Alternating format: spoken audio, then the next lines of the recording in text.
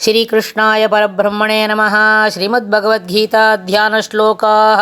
नमोऽस्तु ते व्यासविशालबुद्धे पुल्लारविन्दायत पत्रनेत्र येन त्वया भारततैलपूर्णः प्रज्वालितो ज्ञानमयः प्रदीपः प्रपन्नपारिजाताय स्तोत्रवेत्रैकपाणये ज्ञानमुद्राय कृष्णाय गीतामृतदुहे नमः।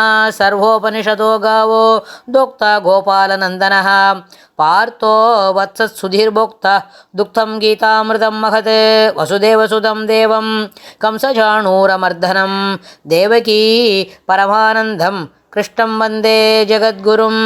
அடுத்தது 6வது அத்தியாயத்தில் 41வது ஸ்லோகம்.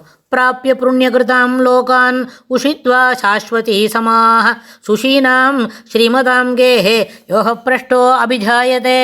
பிராப்ய புண்ணியகிருதாம் லோகான் உஷித்வா சாஸ்வதி சமாஹ சுஷீனாம் ஸ்ரீமதாம் கேஹே யோகப்ரஷ்டோ அபிஜாயதே.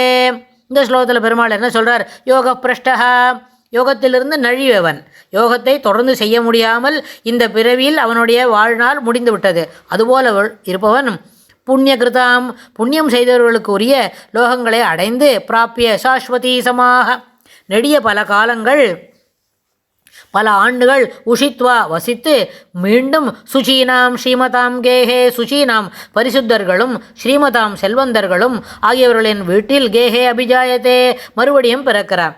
யோகம் செய்தவன் யோகத்தில் இருந்து நழுவி விட்டான் அப்படின்னு சொன்னால் அந்த நழுவினதுக்காக என்ன பண்ணோம்? அந்த ஜென்மா முடிஞ்சவொடனே என்ன ஆகும்? புண்ணியம் செய்தவர்களுக்கு செல்லக்கூடிய லோகங்கள், அதுபோல லோகங்களை அடைந்து அங்கே மிகவும் என்ன சாஸ்வதி சமாக நெடிய பல காலங்கள் இருந்து அனுபவித்து, அப்புறம் என்ன உஷித்வா அங்கேயே வசித்து, அனுபவித்துன்னா கொஞ்ச நாள் அனுபவித்தோடனே சீக்கிரம் வந்துடலாம் இல்லை, அங்கேயே வசித்து சுச்சீனாம் ரொம்ப பரிசுத்தர்களாகவும் ஸ்ரீமதாம் கேஹே, ஸ்ரீமதாம் சொன்னால் ஸ்ரீ என்னன்னு சொன்னால் என்ன?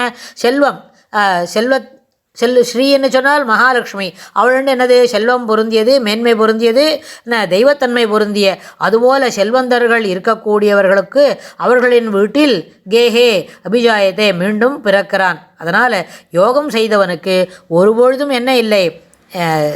துர்கதிம் என்ன தெரியுமா?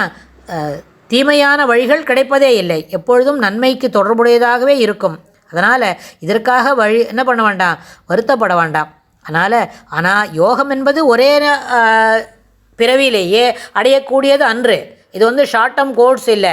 அதனால் என்ன பண்ணோம்? இது ஒரு தொடர்ந்து செய்ய வேண்டிய ஒரு முயற்சி. அதனால் அந்த முயற்சியில் நாம் வெற்றி பெறுவது என்பதை காட்டிலும் எந்த நிலையை அடைகிறோமோ அந்த நிலையிலேயே வாழ்வென்பது முடிந்து விட்டால், இந்த சரீரத்தை விட்டு இந்த ஜீவன் கிளம்பிடுத்துன்னு சொன்னால் அது மீண்டும் என்ன பண்ணோம்?